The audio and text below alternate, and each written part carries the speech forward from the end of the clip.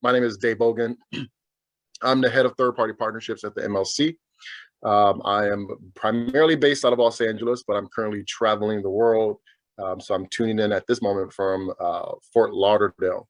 So I'm going to welcome each of my special guest panelists today, and they're going to come on video as I call them out. So starting with the individual right below me, Brandie Blaze. Brandie Blaze is a recording artist. Please welcome Brandie to the screen.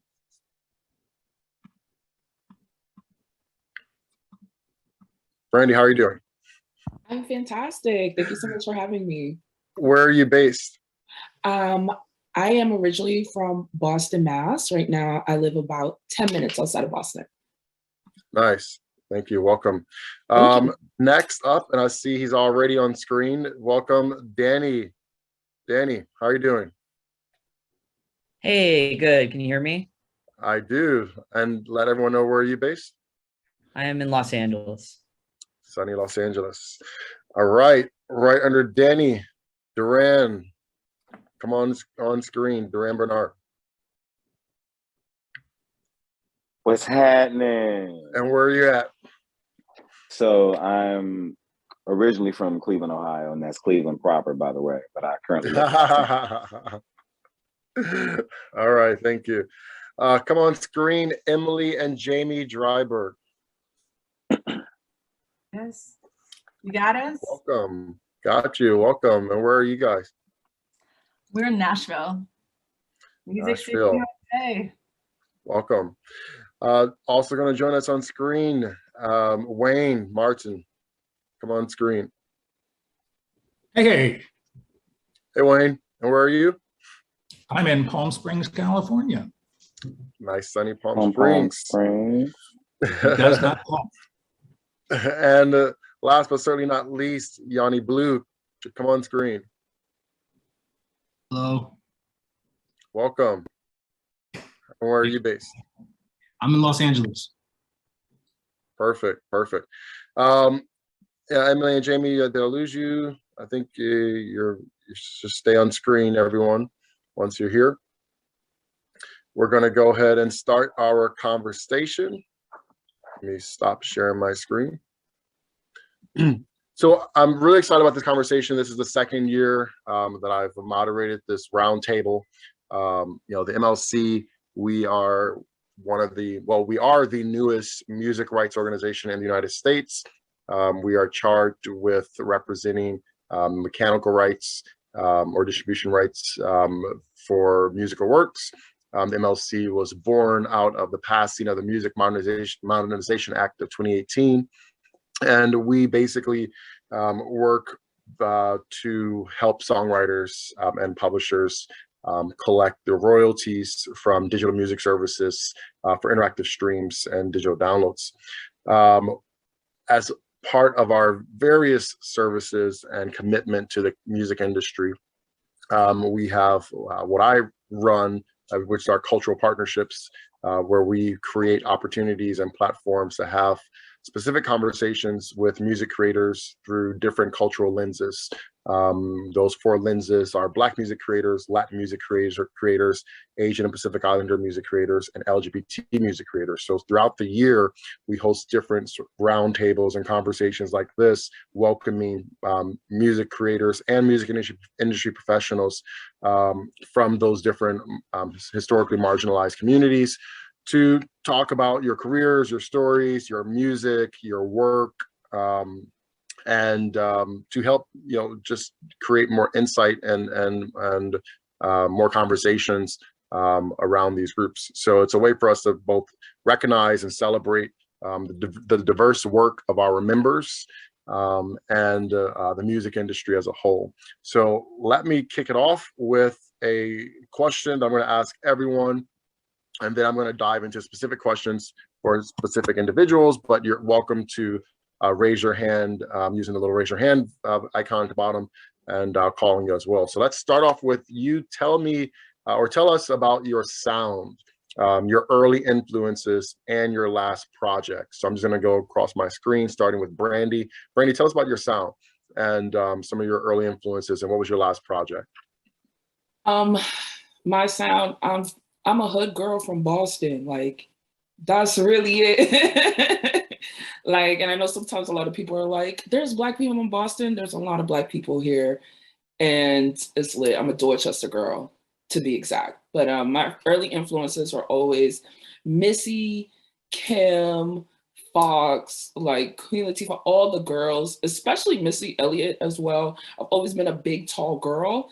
And that was like really one of the first times that I saw someone that looked like me and was really open and like sexual. And like, it just blew my mind, like, to see her. And she's just been a big influence on my life. Now, you know, I love all the girls that are out. I'm a hottie, huge Megan Thee Stallion fan.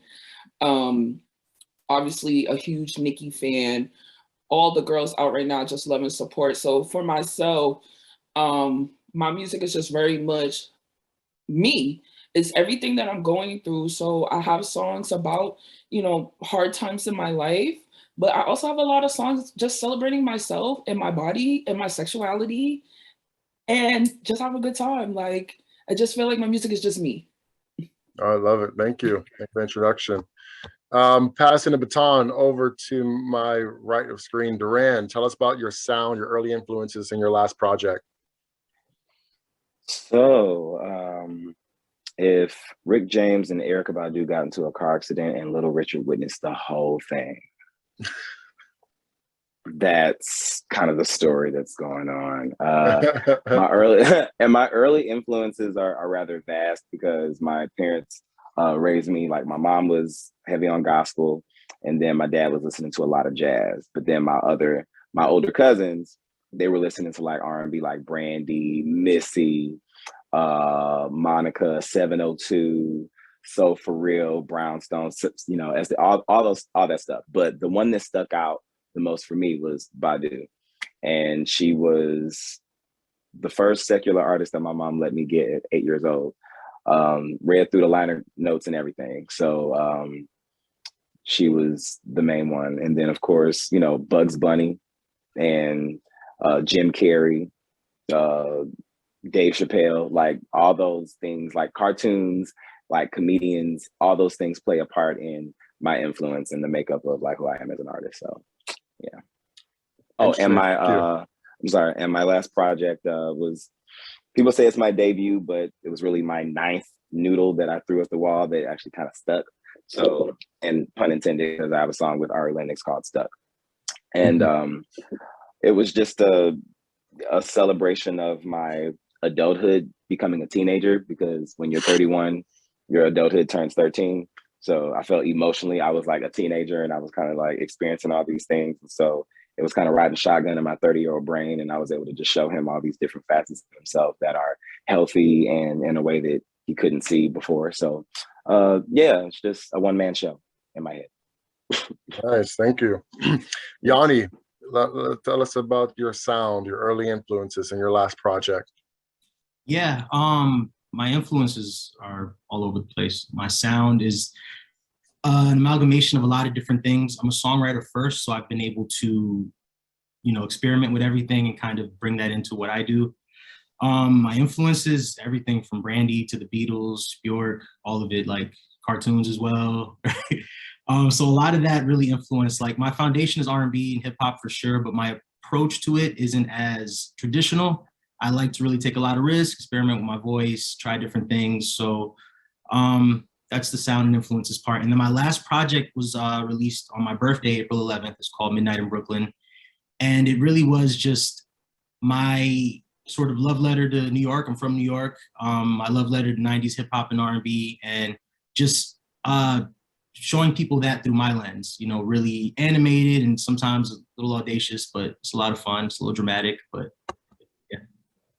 Excellent, thank you. So shifting the question just a little bit to our music industry professionals on the panel. I'm gonna start with Wayne. Tell us about your influences and how did you get into the music industry, or why the music industry? Pardon me, I actually grew up in Nashville. One of the few people in the business of my era that actually grew up in that town. And so my best friend, his father was a record producer. So I was like, I would show up at his house to go hang out, and there'd be people there recording, and like people from television, and there was always celebrities around.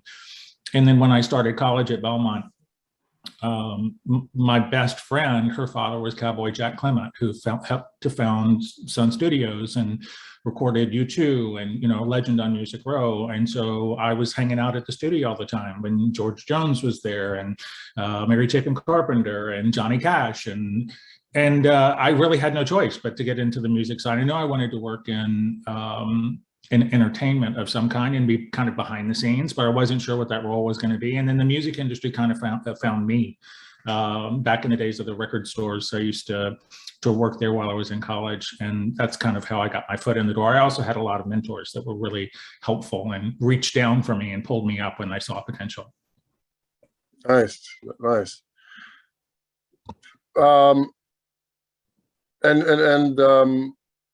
moving on, Dani. Sorry, my screen blanked out here. Dani, so why music industry? What influenced you to get into the music industry? My interest in the music industry started with being interested generally in art and music, and I found interest in a later path in artist advocacy and working closely with creators and songwriters and producers, and I find that is really fulfilling to me. Nice. Passing the baton over to Jamie and Emily. You've had some changes, and like you're wearing hats now. You've worn multiple hats in the music industry. So let's talk about that. Lots of hats. Yeah, Jamie and I have been in the industry about 10 years now. And I mean, we would be lying if we didn't say that Taylor Swift was a huge influence on us. We definitely grew up on country music, but we always wanted to do something that we just A, loved, and B, didn't really feel like we had to clock in or out of, and maybe just something a bit more laid back. We kind of discovered Taylor Swift. She's the same exact age as us. And she was just really an awesome influence for like the modern female in any business. Perceptively, the things she was building for a young person in any business was really cool. And so we kind of clung to that. Jamie and I actually, our original goal, we lived in completely different cities, and we had a goal, and we're from the North.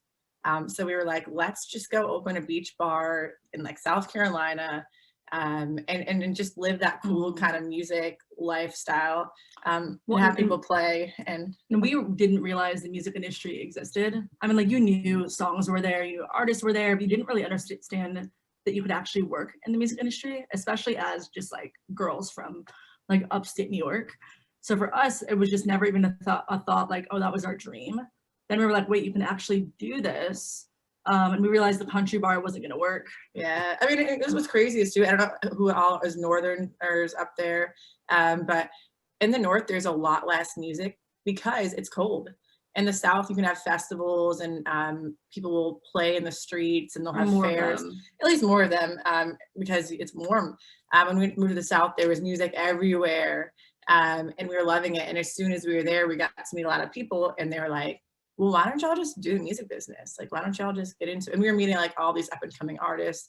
And so we kind of tracked it down to Nashville, figured some stuff out as super duper seniors in college. We transferred into Belmont. And somehow we've been here for 10, 11 years. So yeah, and we were publishers and managers and did about everything at one point, as you do. And at this point, we left our jobs as publishers to focus on our 2 music media platforms, one just focusing on diversity in music, and one celebrating queer artists and queer creators. Mm-hmm. That's our podcast. That's it. All right, thank you all for that backdrop. So let's dive right into it. You know, this conversation is really about how your identity has impacted your career, your work, your relationships, your evolution as a creator or professional. So first question, and I'm going to start with one of you, but you're all welcome to answer this question as well. So let me just start with Yawny. Yawny, how has your work changed or evolved as you've become more open about your identity? If so, how? Yeah, 100% it's changed and evolved because, you know, for a long time, I took pride in how easy it was for me to assimilate to different rooms and write for different people.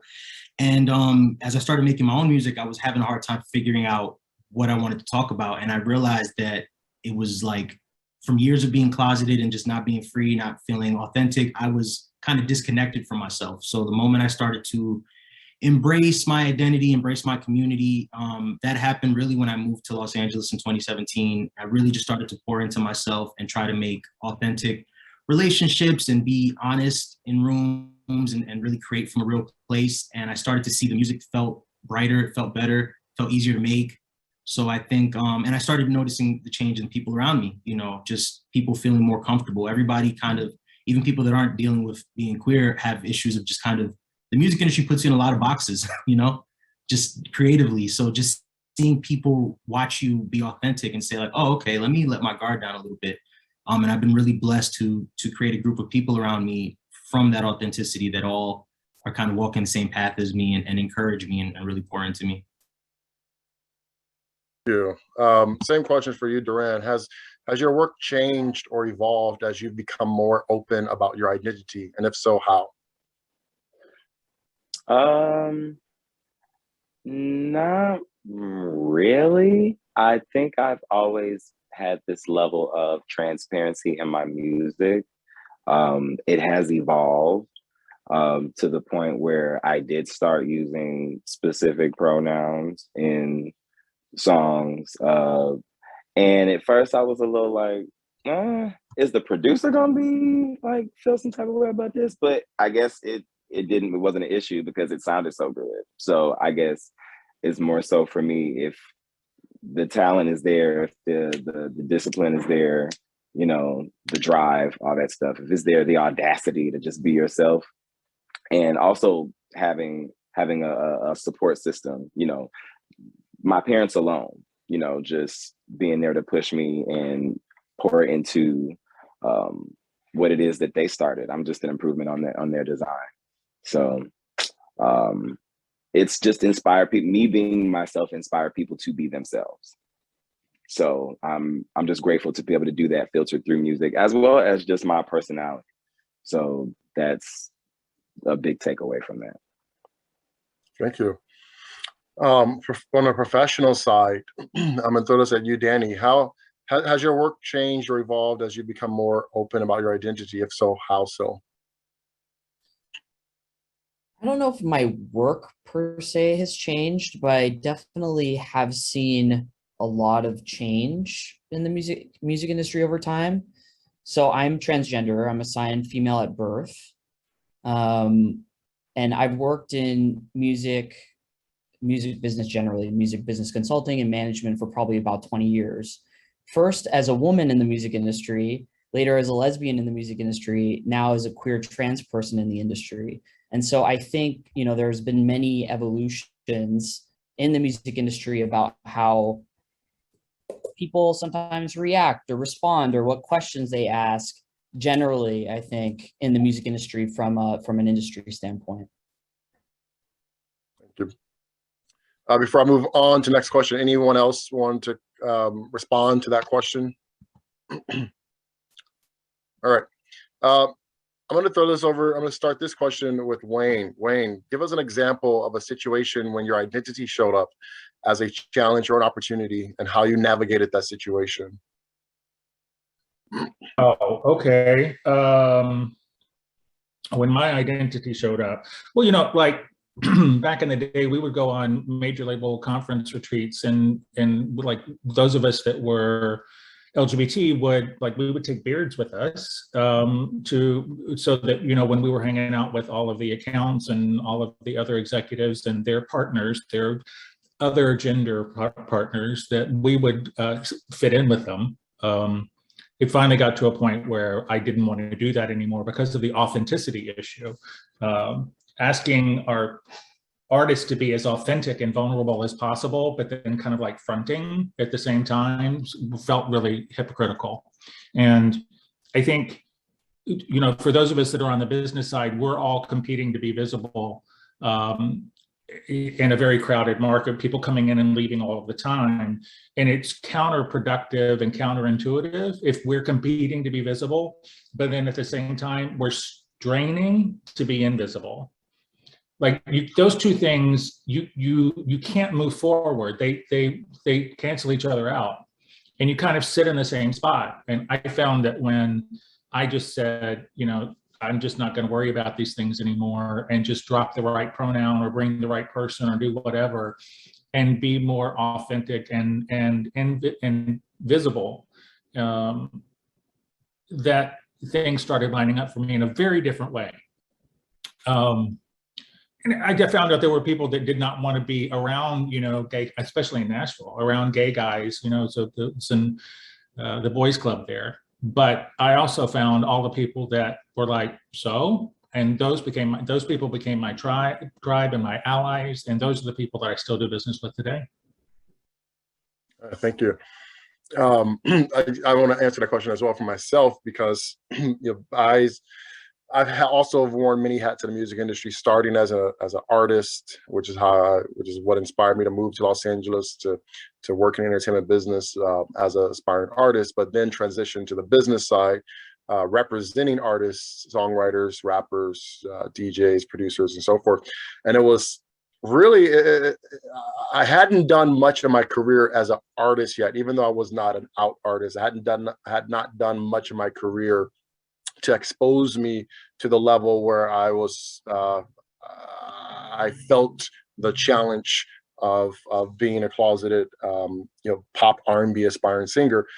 But once I was an artist manager, which is funny because you're sort of behind the scenes, but that's when I felt more exposed, because I'm managing, you know, at the time I was managing rap artists from, you know, South Central LA, and working with tons of artists through major labels who, you know, my brand I worked for endorsed and put on tour or sponsored music videos or sponsored concerts and so forth. So here I am working with rappers and their teams, and they historically are not the most not the most LGBT friendly, right? So, you know, I'm in a position where, you know, I'm balancing this, you know, be myself, be true to myself, and but also trying to maintain a solid relationship and friendship with these with artists and their teams. So that was a challenge for me. Eventually, you know, once I started the process of really owning my truth and coming out, and being intentional with, like you said, you know, going, you know, I never brought a beard to a function, but I definitely, you know, purposely didn't bring my partner to a function, and felt like, yeah, I'm at this holiday, you know, Interscope holiday party, and everyone's here with their partners, and I'm not with mine. Right. So it's like things like that where you're just like, what is this? This isn't normal. So you start to put yourself in situations where you start to realize that you're not living your full authentic life. And like you said, you're encouraging artists to tell their stories, you know, tell their truth in their music and live authentically, but you're not. So that was certainly a challenge for me. And as I became more involved and with more successful and more successful artists, and putting me in rooms with more powerful people, you start to feel like you're actually losing your power in your career growth because you're not being truly yourself. So, you know, it actually gives you much more power, and well, for me, it does, by just owning your truth and your identity, and not necessarily leading by that, but making sure that it's not something that's dismissed out of fear or phobias.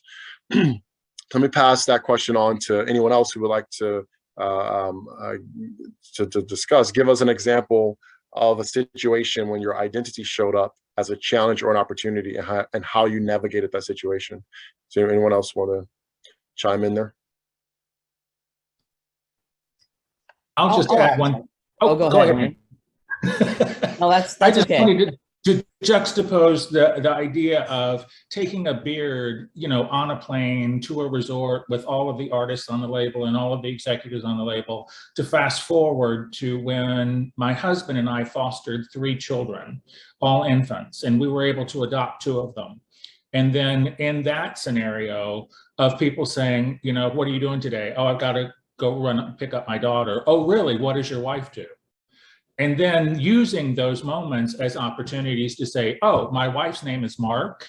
He and I have been together for 15 years and our daughter was adopted, right? And they just like, it just take, not as a, like to school people, but I went from that whole idea of being closeted professionally to being, well, who I am is who I am professionally and personally. And I'm not hiding that at all. And I'm not hiding the joy that I have in my family from anyone because it lights me up. And so, you know, that was my journey. That was 10 years right there of like from literally getting on a plane and finding someone to pretend to be my girlfriend to kind of, you know, starting to just have those conversations very casually. One thing we learn as parents is, I don't know if anyone else is a parent, but one thing you learn as a parent is if you don't make something a big deal, it's not a big deal. And so if I just let things roll off my tongue and just say, yeah, I'm going to go pick up my daughter, or my husband and I are going to meet for a drink, and you just let it roll out, then it's not a big deal. Thank you for that, Dani. Sure. Yeah, I wanted to add to that. You know, I was going to share a story about an instance when I came out as transgender to somebody professionally, but, you know, I think something that's maybe more valuable now for me that I learned later in my professional journey is about revealing personal information when I choose to or when I want to. And I think that there's pressure on trans people to reveal information about themselves. And also often people tend to ask questions that are just like not appropriate. And I think the reason is that historically there's been a portrayal in the media that there is some kind of big reveal or something that has to be discovered concerning trans people. For example, just by way of example, it's discovered that an office assistant in the office is a woman, who is a woman, is assigned male at birth. And to withhold such information is deceptive in some kind of way. And there is a whole documentary about this on Netflix called Disclosure, directed by Sam Feder, that is extremely informative. But I've felt similar pressure to reveal information about myself, where I've had these awkward moments, even in professional settings, where people have asked me about surgeries or how far along I am in the transition process, or they'll say, wow, you look so good. I would have never known you were trans, which is complicated because it's like, do I look good because I pass as cisgender? And if I didn't pass, would I look bad, right? Like, what is that? And so what I learned, and I think, you know, this is applicable to people across the LGBTQ spectrum and also generally to any person, is that you can choose to share information about yourself, but you don't have to. You don't have to share information with people who have a track record of criticizing you. You don't have to share information with people unless you're ready to. And you're not obligated to answer questions people ask. And I think that's part of having healthy boundaries as an adult in a professional setting generally.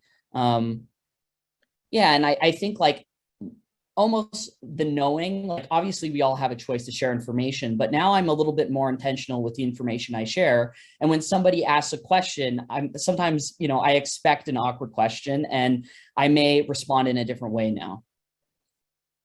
Mm-hmm.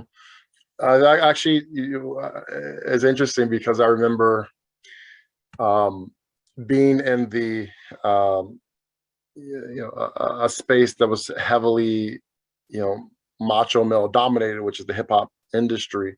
And I'm a 6'5" black man who comes across as a straight cis black man. So I'm always in conversations where other guys like me are going to, you know, locker room talk, whether it's about women or about gays. I'm in those, I've been in those community, in those situations, and you have to think about my role in relationship to the people who's in that space, whether they are coworkers or clients, even or business associates, and you know, and you'd hear people who have respect in their professional life and certain jobs be very casual, you know, at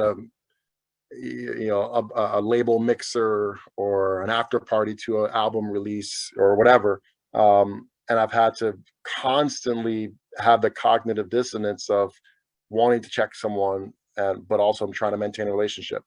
So being able to come out and being and coming out on social media was actually the most interesting thing for me, because I had such a huge network, having been a promoter and running, you know, networking events in Los Angeles, having such a huge network and not knowing sentiment across my network, people who are not close friends or just acquaintances or acquaintances of acquaintances who are linked to me. So I remember even posting my first, you know, Pride, you know, year content, which was 2013, and just being afraid to even post that. And seeing that, what that response would be like. We, you know, it's looking at unfollows. If people unfollowed me because of that. So all these things, but you start to realize you know, people stick around. And I would even get a little bit more ballsy with my posts and see that people still stick around. You know, it's people who you kind of nervous about their awareness of who you are. So it's actually there's these moments where you feel that your identity will be shunned, and it is, of course. It's not like everything's great, but I think like you said, Wayne, like once you just used to just owning it and putting it out there, it becomes less of an issue. Durand, your hand has been up for a while. Did you want to respond to one of the previous questions? Yeah, I was gonna touch back on the I can where repeat has the my question. identity show. Oh, Yeah.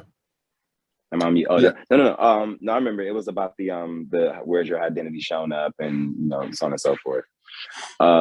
I've more so found myself being myself after a while, maybe like going into my 20s, where it was just unapologetic. I'm bopping in, hey, what's going on, everybody? I'm here. And, you know, that's just kind of how it was. If I felt that there was a little pushback with certain people that just didn't like me or didn't get the chance to actually know me, then I just wouldn't, you know, I wouldn't bop with you like that. Until there's an opportunity for us to have an exchange, and then you're actually able to sit down and ask questions, and then it becomes I was the exception for a long time. You know, such and such doesn't rock with X, Y, and Z, but you cool because whatever. So yeah, it's an interesting dynamic how everyone's experience with people who are not of the community, who have a certain perspective, treat certain things. So yeah, that's actually interesting. I actually, that last comment in regards to, you know, the exception, I've experienced that as, you know, I'm sure we've all experienced it in some way of being that tokenism, right? You know, this person, you know, you don't want to be their only gay friend. Sorry, like, right? Like, I don't want to be the token gay that you have because you have no other gay friends, but because we are, you know, because we have some other relationship, whether it's professional or social, I'm cool. I want you to, I mean, unless this is if I'm able to really help you open your mind and unpack some issues that, because people have issues as well, you know, unlearn some things you were taught at a young age, and that maybe I'm a bridge to the community, but I'm not going to be the token, the only person. I've definitely felt that way as well in the space where, oh, well, Dae's cool because he funded my tour, right? like I'm not really cool because you like me as a gay person. I'm cool because I'm able to get you, you know, money for you to go on tour. So it's not, that's not the same thing. So yeah, that's where that tokenism comes into place. Let me jump to another question here. I'm going to throw this at you, Brandie. How important has queer creative communities been in your development? And do you think that's something that a lot of other queer artists should look for? Absolutely. It's been incredibly important for me. It came out pretty late in life. It was about 30, 31. But you know, Black don't crack. I know, I don't look how old I am. But I'm a little older than that now. But I came out later, you know, after experiencing something really homophobic, just was kind of like a shock to my system. And I was just like, what? Like, and I was just like, you know what? I'm just going to tell my mama and tell everybody, and this is just what it is. So I was very, very lucky. You know, being a rapper in Massachusetts is just a really interesting experience anyway. I wasn't able to really book any shows or do anything in the city that I'm from. I really had to start on the North Shore and the South Shore of Boston, which is all white rappers. That's it. So it was a very interesting come up to be like the only woman and the only Black rapper.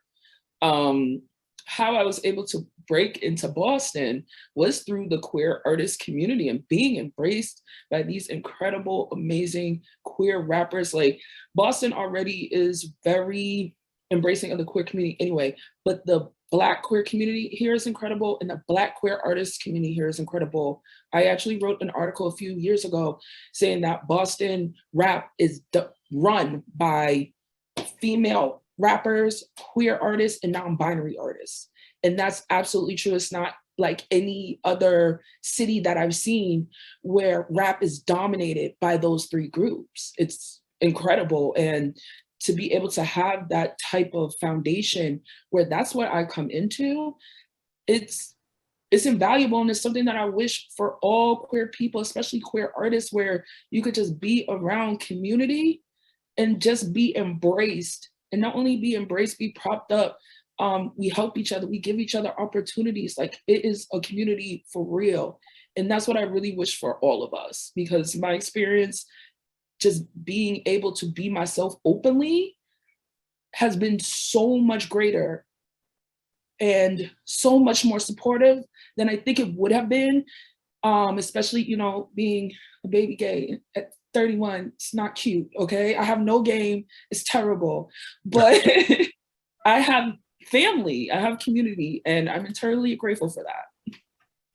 Thank you. I want to pass this over to Jamie and Emily. How has creating community, because you guys are community creators in Nashville, how's that helped you, and how have you seen your efforts help others? I mean, I think we got really lucky. Jam and I, like I said, we've been in the music business for quite a while. And the reason, just for y'all, we have a couple of different platforms that we have built. And one specifically celebrates queer music in Nashville. Interestingly enough, like it's 2022 and we're the first organization to actually promote that marginalized group.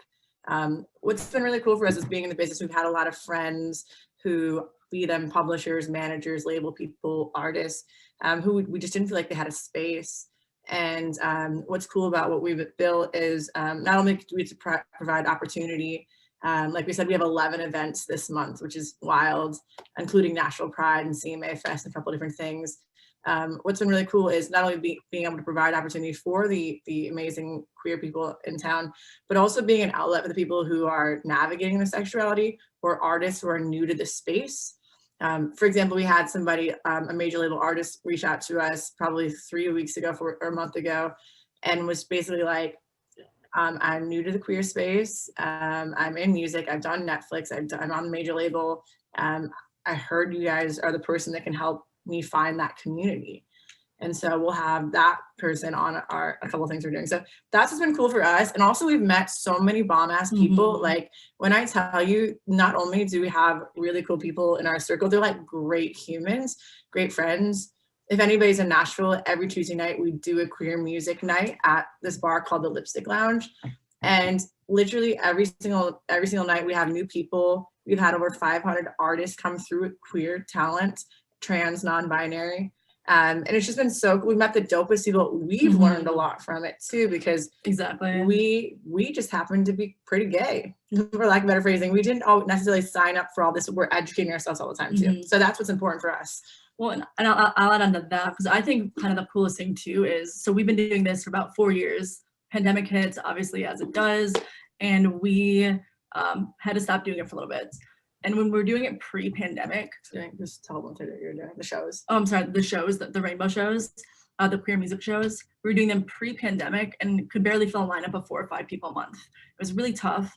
And obviously some things changed via culture, via the pandemic, via just, you know, a lot of things. And now we are, we've been doing this for now a year at Lipstick Lounge. And it's insane seeing how quickly it's grown, because we are booked out months in advance, with people constantly wanting to, you know, come and find a way to just be part of that space, whether it's artists, whether it's creators, whether it's just fans or friends. I mean, it's really insane to see just like how that growth has happened. And not only that it's kind of a cool thing, it's such an insane demand that like we didn't even know what we were getting ourselves into. And we're so stoked about it. Like we're very, very happy. But at the same time, it's been such an interesting thing just watching the whole thing grow. Yeah, it's interesting too. We've worked with certain partners. Part of what we do is promote events. Part of it is put on events. We'll fill talent for stages and things like that. We've had, I'm not going to name names. We've had a couple brand reps or products, specifically alcohol products, come into us and say, honestly, we only want to work in the queer space right now. Like we've had a couple significant, really big, I would say, alcohol brands just be like, yeah, we came to you because literally we only want to work in the LGBTQ plus space. And we're not like, just, what? And not just Pride Month. Too, and not like, just all Pride year Month, round. yeah. Like, I mean, we're like, for example, we're doing this year at CMA Fest, we're doing the first ever queer music event at a country music festival in history. And that's June 9th, if you guys are in town. June 9th. So we're really super excited because, I mean, like, obviously when I came to town, I was obsessed with CMA Fest. I wanted to go to meet all the artists, and it's so cool to go. I mean, granted, it's a smaller stage, but we do have a stage. We have a space, we're setting a precedent. And we're fortunate to have some really significant partners on board. So I don't know if that answers the question because we're super rambly. No, that's amazing. I mean, you mentioned CMA Fest. I mean, I did some research on that. I know that it started as Fanfare in 1972, and this is now 2022, and this will be the first time that it has had an LGBT specific stage. So I think that's amazing that what you're doing, and it shows growth and evolution. And your weekly showcases gives an opportunity for songwriters to tell their stories. Think about the songwriters on this panel, Brandie and Yanni and Durand. It's hard to get gigs in general. When you're emerging, when you're new, it's hard to get gigs. So to have something that's dedicated to your community, to a door open and an audience that's already in tune to that, to your stories. There's one thing to just get a gig at somebody's showcase and then not have a receptive audience because they don't want to hear a gay artist. It's another thing to be able to go to a gig and know that the audience already is okay with your pronouns and with your storytelling, because that's a whole nother level. That's a whole nother layer of consideration that an LGBT artist has to take into consideration when putting together, a set. Who's the audience? Are they going to not appreciate, my sound just because of who I am? Not even whether I'm talented or not, just because they don't want to hear me sing he. So I think that's very important. Yeah, I would kind of just jump in there too real quick. It is interesting. We've navigated. It's like just having a space to sing your pronouns or like just tell your story without changing like the male, female, subjective or whatever pronouns it may be or whatever type of person you're talking about. It's been so significant. Like we worked with this artist. He was one of the first out country men in country music. I don't know if you all are familiar with Ty Herndon. He's Grammy nominated, multi-number-1. It's been a couple of years, but he was really significant. When he came out, he was dropped from his label.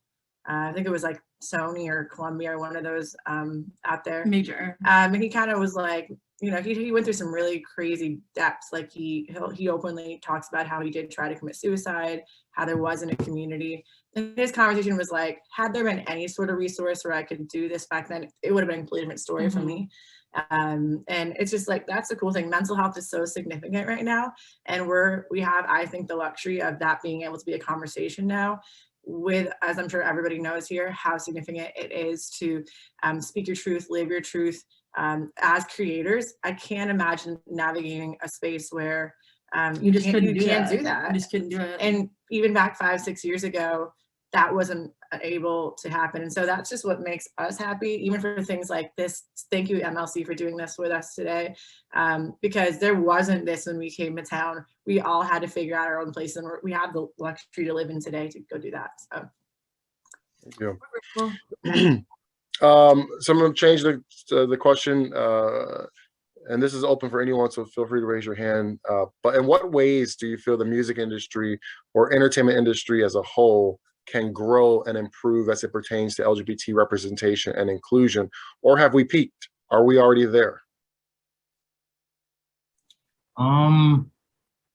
I think we've peaked in a certain way. Yes, I think when the mainstream started to embrace more queer artists and queer art, everything was very audacious and big and colorful, which is beautiful, of course.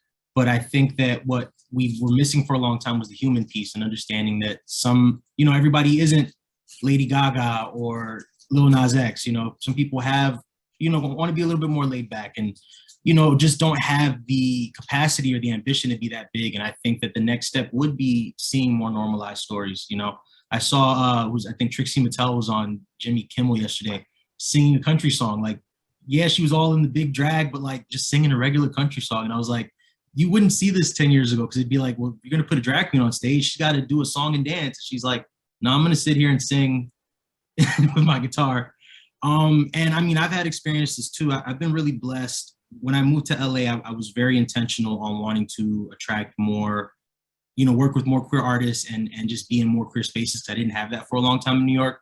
Dae, I kind of had the same experience as you, kind of coming up in hip hop communities. And I started at 16. So I unfortunately accepted a lot of the things that I was seeing as how things were supposed to be, as opposed to kind of fighting it. And it wasn't until I moved to LA and I was like, you know what, I really want to be intentional about attracting artists. And I've been blessed to work with some amazing queer artists who will sit there in sessions. And once they realize that we have a commonality, they'll admit to me like, wow, you know, I wanted to just write, you know, I just want to write a ballad. Like, you know, every room I get put in, the label's like, make sure it's big and loud. And they're like, I want to smoke. And can we just like cry for 10 minutes? I'm like, all right, you know, but you don't realize that until you have, you know, speaking to the community question, a couple questions back, you don't realize how much of that you're removed from until you're put in the room with somebody who knows exactly what you're going through, knows where you're from.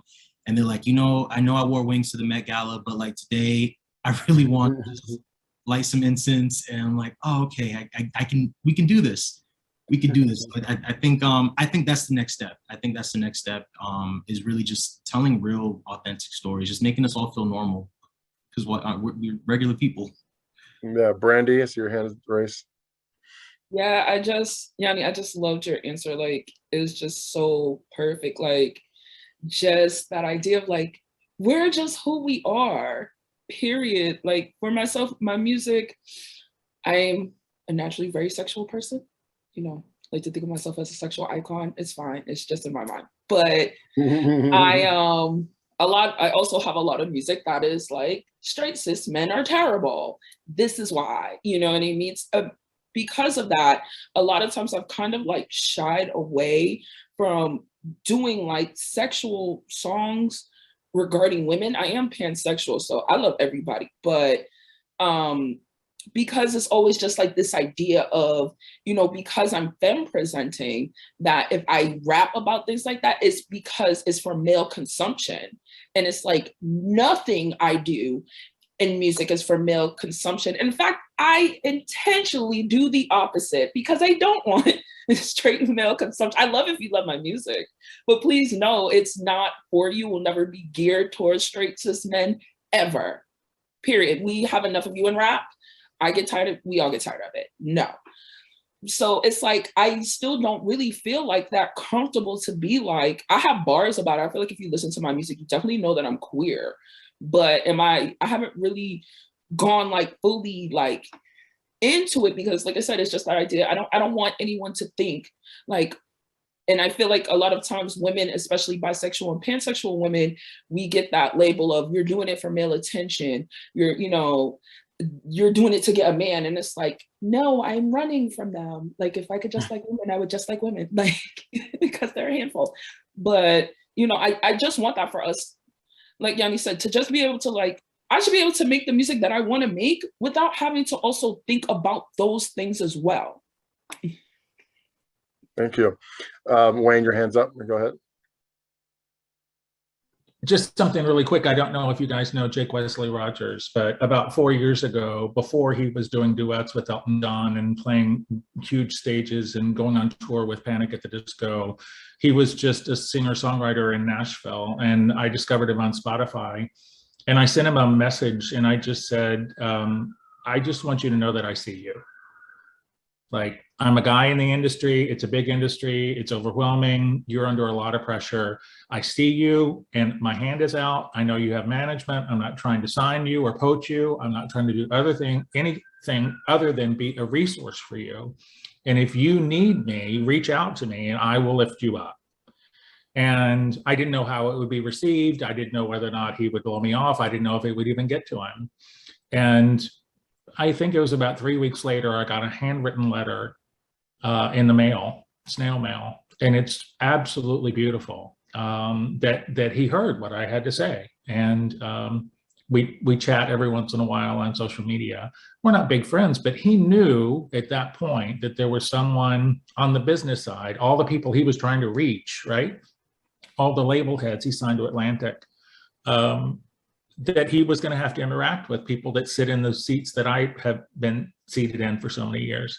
So it's for me, it's just a matter of, you know, making that introduction and offering to be a resource to someone. And that's how community is built. And if we can't do that to our own, how do we expect to be able to have it go in and out of our own tribe? So I'm always reaching out to people for no reason other than just to say hi, and you are not by yourself. And like I said, you've got to pass on what comes to you. And people mentored and helped me and saw promise, and I saw tremendous promise in him. And no one could be more proud, maybe his mom, but no one could be more proud of J. Wesley Rogers right now than me, because I saw who he was then and I see who he is now. I'm going to remind those in the audience that if you have any questions, feel free to drop that in the Q&A. We have a few more minutes left. I'm going to do a quick round before I dive into general questions. I want to actually get a sort of a wrap-up question kind of prematurely, but I want to talk, what are you currently working on, or what's coming up next? So start with you, Durand. What's coming up? So I am releasing my sophomore album this summer. So it's a departure from the last project sonically, but still me, still comedic timing and humor and in-depth conversation starters, and you know, plenty of song. There's like 9 songs out of 12 that you can bop your shoulders to, that you can ride to, that you can groove to. So I'm excited just to see how it's going to be received. And I actually have a listening session tonight. So I'm excited to get some reactions. All right. Can't wait. Brandie, what are you currently working on, or what's coming up next? So I'm so excited. I actually took 7 months off from music to take care of my mental health because I was a hot mess. And I definitely advocate for that, especially for our queer community, for our communities of color. Like, please take breaks, take care of yourself. It was so great for me. Antidepressants are incredible. Don't be afraid. Like, do what you need to do to get better. So now that I'm back and performing again, I'm super excited. I'm working on a mixtape about the 7 months that I took off. And then I'll be dropping my 3rd album. I shelved it. It was supposed to come out December 2019. What year are we in? 2022. Child, the pandemic. I don't know what year it is anymore. But I'm still 34, okay? I don't care. So this album was supposed to come out in December. I shelved it during my break. So I will be releasing it. It's my 3rd album, My Baby. And I'm just super excited to be out and back on the road. So hopefully I'll see y'all when I come to your cities. All right. Yanni, what are you currently working on, or what's coming up next? So I've been doing a lot of songwriting in the last year, just connecting with some, again, exceptional artists. A handful happen to be queer artists, which I'm really excited about. My co-writer, Pyra, we just dropped a record called Out that I'm really excited about, and she just relocated to London. So, you know, if you're looking, we're here talking about, you know, championing marginalized voices, and she is a pansexual Asian woman from a 3rd world country, and she wants to sing about all types of crazy shit. And like, she really pushes me to, and she empowers me to empower her, because she'll show up to the session and say, hey, you know what? She's from Thailand. She'll say, you know what? I want to write about the white male gaze. And I'm like, oh, okay. let's figure this out. You know, but it's been a lot of fun because, you know, I do know I have some privilege being a cis passing male. So, you know, to see her just want to push the envelope of what she says has really empowered me. So I'm excited for her stuff. On my end, I'm really just trying to connect with more people, make some cool stuff, do some shows. I don't know, just have fun. Thank you. The professionals, what are you currently, anything you could talk about in terms of projects or client projects you want to shout out, or you know, let's start with you, Wayne. What's going on in your professional career right now? We just, so I'm the founder for my own management company, mthree, and we just announced an expansion of our roster to sign and develop music producers. So we've announced the first two, and there's several more in the queue. So we'll have we'll have 3 more announcements by the end of the year. I'm also the creator and host of a podcast that's for musicians and other kinds of creatives and anybody that works with them. It's on Apple. It's a 5-star rated podcast called Small Bites, and they're 30-minute episodes of like get in, get out, learn something, and move on. We're going into production right now on the 2nd season of Small Bites. Excellent. Jamie and Emily? Yeah, Emily had to step out real quick. We actually had the girl from CMA Fest call, so it must be like an emergency. So apologies for that one, y'all. Hopefully, we're working professionals on the call. That's fine. Right. So for us right now, the main thing right now is just kind of growing the brands we built. Rainbow obviously being the one that, you know, we're probably most excited about just because it's you know, it's a little closer to us, and it's something that we didn't expect to take off. So I mean, like we mentioned, we got 11 events this month. We're doing we do weekly shows at the Lipstick Lounge. We've got our CMA Fest show, a couple other kind of parties we're promoting. We've got two days of stages at National Pride, the official after party. There's a bunch of stuff, and then I'm forgetting some more. So kind of June right now, with it being June, my head is going crazy because it's actually June and we're dealing with all of this. So that's sort of the main focus. But really kind of in particular, just like I mentioned, growing our brands and also hopefully starting a tour, a queer artist tour in the, I'm thinking the fall as we're looking at, but we're looking at the reaction we've already gotten from this, this queer country, we're calling it Country Proud. Event that we're doing for CMA Fest. The response has been absolutely overwhelming. It's been honestly just unreal.